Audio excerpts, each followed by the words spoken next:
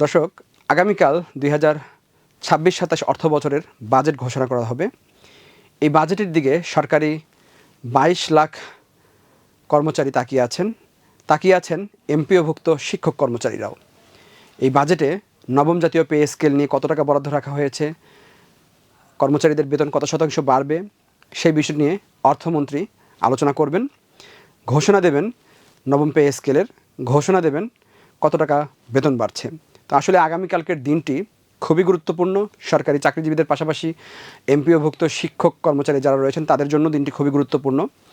তো আমরা আজকে অর্থ মন্ত্রণালয়ের কয়েকজন কর্মকর্তার সঙ্গে কথা বলেছি, তাদের কাছ থেকে বিভিন্নভাবে জানার চেষ্টা করেছি যে আসলে কত শতাংশ বেতন বৃদ্ধি পাবে, গেজেট কবে হতে পারে, পাশাপাশি কত টাকা বরাদ্দ রাখা হয়েছে।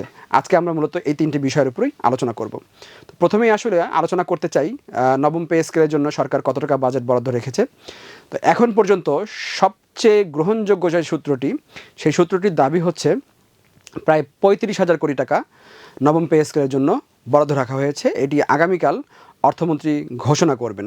যদিও সরকারি চাকরিজীবী যারা রয়েছেন তাদের দাবি ছিল শতভাগ বেতন বৃদ্ধি বা পে কমিশন যে সুপারিশ করেছিল সেই অনুযায়ী বেতন বৃদ্ধির।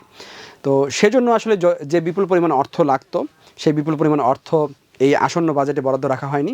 এর যে কারণগুলো, এর পেছনে যে কারণগুলো, সেই কারণগুলো কালকে হয়তো অর্থমন্ত্রী আমির খসরু মাহমুদ চৌধুরী তিনি হয়তো ব্যাখ্যা করতে পারেন, এমনটি সম্ভাবনা রয়েছে।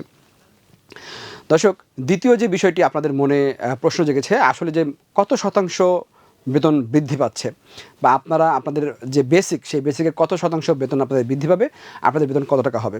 তো এটি নিয়েও যে সবচেয়ে নির্ভরযোগ্য যে সূত্রটি অর্থ মন্ত্রণালয়ের, সেই সূত্রটি যেটি জানিয়েছে আপনাদের মূল বেতনের ৫০% এই অর্থ বছর অর্থাৎ দুঃখিত, আগামীকাল যে বাজেট ঘোষণা হবে অর্থাৎ জুলাই থেকে যে অর্থ বছর শুরু হবে ২০২৬-২৭ অর্থ বছর থেকে সেই ৫০% বেতন আপনাদের বেসিকের ৫০% বৃদ্ধি পাবে। অর্থাৎ আপনার যদি বেতন স্কেল ১২,০০০ টাকা হয় তাহলে আপনার বেসিক হয়ে যাবে ১৬,০০০ টাকা।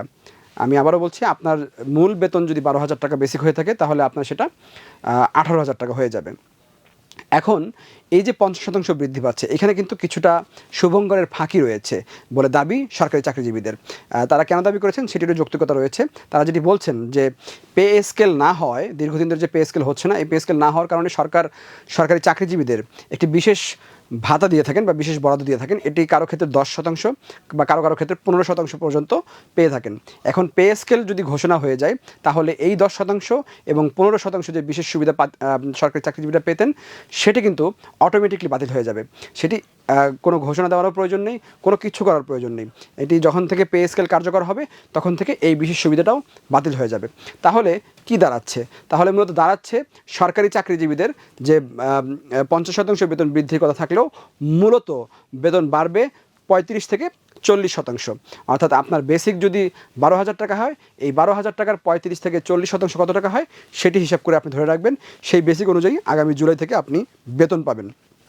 তবে আপনাদের কিন্তু মনে রাখা উচিত, শুধু বেসিকটাই বাড়বে, বেসিকের সাথে অন্যান্য যে সুযোগ সুবিধা আছে, বাড়ি ভাড়া, চিকিৎসা ভাতা সহ আরও যে সুযোগ সুবিধাগুলো আপনারা পান সেটি কিন্তু এই অর্থ বছর থেকে বাড়ছে না, সেটি বাড়বে ২০২৮-২৯ অর্থ বছর থেকে।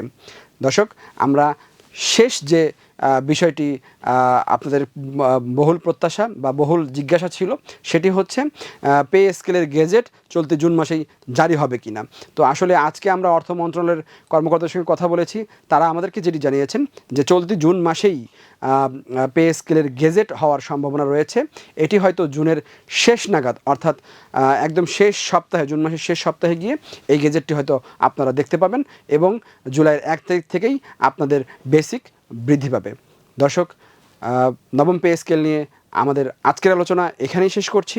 শিক্ষাসহ সকল খবর সবার আগে জানতে অবশ্যই দ্য ডেইলি ক্যাম্পাসের সঙ্গে থাকবেন।